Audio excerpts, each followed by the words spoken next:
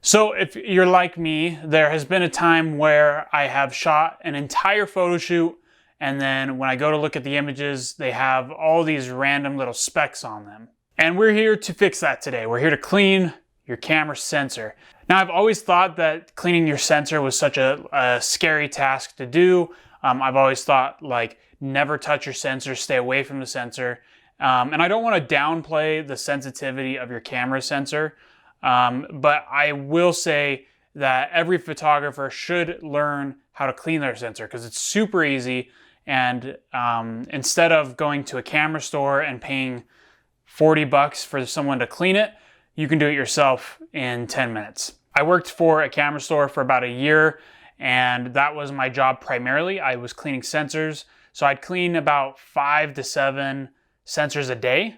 And it's really not as scary as it sounds. And if you take the right steps, you'll never have to pay for another sensor clean ever again. Now, I do want to preference this as you are working on your own camera. There are risks involved, but if you follow these steps, you should be okay. So before we jump into it, there are a few things that you're going to need to clean your sensor. One is going to be the sensor swabs. Now, you can get these things at B&H Photo or Amazon. They're pretty easy to find. I usually go with the Sensor Swab Ultras, I think is what they're called. For a full frame camera, you're gonna want the 24mm Type 3. Next, you're gonna want the sensor cleaning fluid, which is what's gonna go on the swabs and directly on your sensor. So this stuff comes in a very small bottle, but a little goes a long ways with this stuff. And I think each sensor swab kit comes with, I think like 12 sensor swabs with this. So 12 sensor cleans in one kit essentially. So most places charge anywhere from $25 to $40 for a sensor clean. Buy one of these for the same price and you'll be able to do it 12 times. It's freaking clutch. Next, you're gonna want a camera and a lens with an SD card inside. And make sure that your camera battery is at least 100% full, because if it's not, then it won't allow it as a safety precaution to open up the shutter to clean the sensor. So make sure it's 100%. All right, now for the fun part. So to figure out how dirty your sensor is, you may see dust on it already, or you may not, but most likely there is dust on there. If you're shooting like typically I shoot around 2.8 or 1.4, like really shallow depth of field. And when you're shooting that shallow, most of the time you'll never see dust. Like it's very rare you'll see dust on your sensor. Whereas if you're shooting much higher up, like F9, F11 in that region, that's where you will like for sure see dust. So if you're like a landscape photographer, you're definitely gonna be seeing dust a lot more, which is why sensor cleans are so important. Video is also another reason why you should do your sensor clean, because you can't edit that stuff out as easy. I think you can take it in like After Effects, but for the most part, it's just so much easier to do a sensor clean and not have to deal with that in post. I also want to point out that if you have a mechanical shutter versus a electronic shutter, so mechanical being you have a mirror box inside your camera, so that noise that you hear, it's probably a mechanical shutter. Whereas like a Sony camera, if you take your lens off, you're gonna see your sensor right away. Whereas with these cameras, you can see the mirrors that are inside.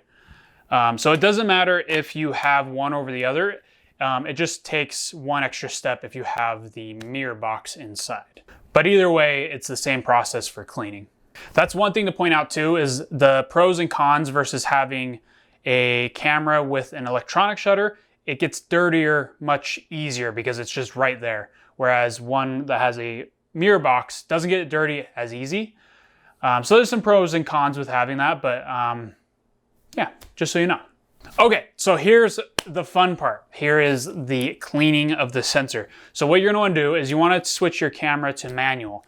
And then with manual, you're gonna wanna change your aperture as high as it goes. So f16, f11, whatever your camera does. Okay, so what you're gonna do is you wanna get your f-stop all the way up to f16 or 14, whatever it is. Just go as high as you can.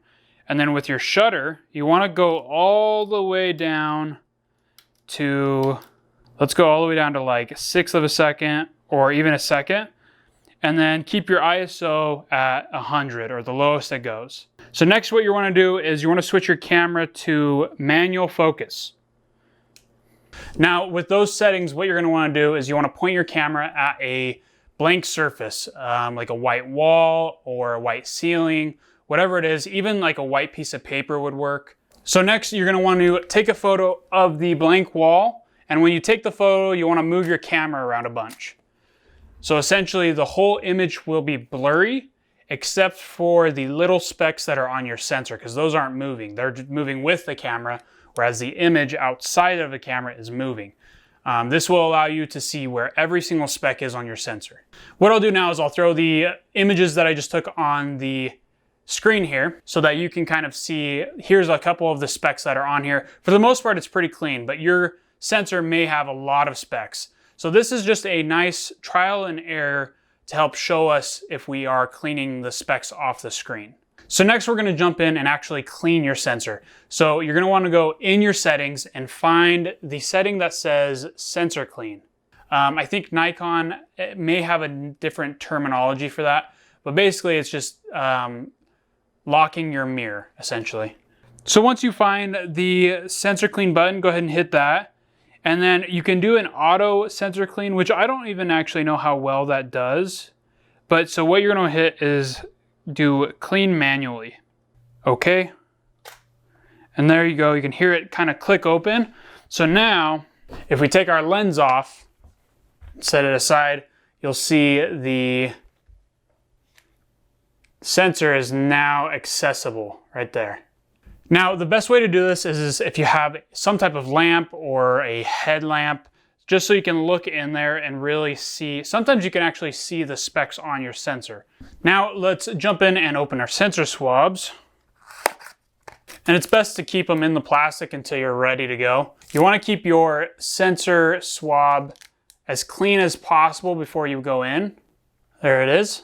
So next you're going to want to take the sensor cleaning fluid and you want to drip it down the edge. You don't want to drench it. You just want to have some type of fluid on it, just so that it's like somewhat damp. You don't want it to be drenching wet, but just, yeah. So next with this is the scary part. You're gonna wanna go from one edge down, and you want it to almost kind of like bend like you're painting, like that. And then what you'll do is you'll flip it, do it the same way, same direction. I'll see if I can do it correctly with you guys. Oh shoot. Yeah, so you wanna go up here, top edge, and just wipe down. Then I'll flip it, use the other side. One more go. Pretty simple. Now, this one's pretty much done. I wouldn't recommend reusing it more than once just because you don't want to be rubbing like any dirt or dust against the sensor because that's where it could potentially damage it. So now, to close this shutter, you're going to want to just turn the camera off. Close the shutter. Let's throw this lens back on. Now with the same settings, we're going to go and take another example photo so that we can kind of compare the first to the second and see how well we cleaned it. And you pretty much just rinse and repeat that step until your sensor is clean from dust. I've had cameras take multiple times and I've had to burn through a few of these, whereas there's also been times where I have used one and it fixes the problem. 1DXs, 1DX Mark II, they are a nightmare to clean. I've had to clean so many over the years and they just take so many times to clean it. For some reason, I don't know why. It's almost like maybe because of the faster shutter, it just flips dust around easier. I'm not sure. So 1DXs are a pain in the butt, but most cameras like the 5D Mark III, Canon 6D, any of the crop sensor like the 80D, Sony cameras are super easy because it's just right there, really easy to get to. I've even cleaned like Red cameras and some of these cinema cameras, which let me tell you, when you're getting paid 10 bucks an hour at a camera store and they hand you a Red camera to clean, it's terrifying. It's a very expensive camera. But just like those, they're super easy to clean if you know how to do it.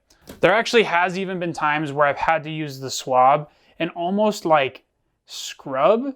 I don't know if that's kind of an aggressive word to use for a sensor. You don't want to be rubbing like any dirt or dust against the sensor. But sometimes you will have some things on the sensor that do need a little bit of scrubbing to come off.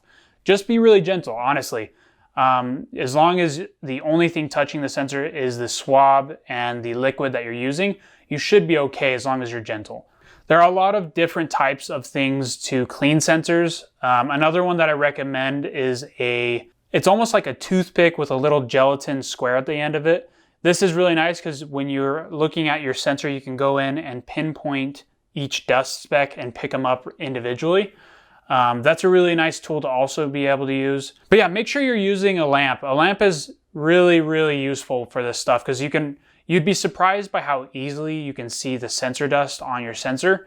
And with a lamp, it really lights it up so you can see them better. And that's pretty much it. It's super straightforward, super easy. It's definitely not something that needs to be as scary as it sounds. And like the more you do it, the better you'll get at it and the more comfortable you'll get at it. But hopefully this kind of gives you something to start with, something to use as a reference.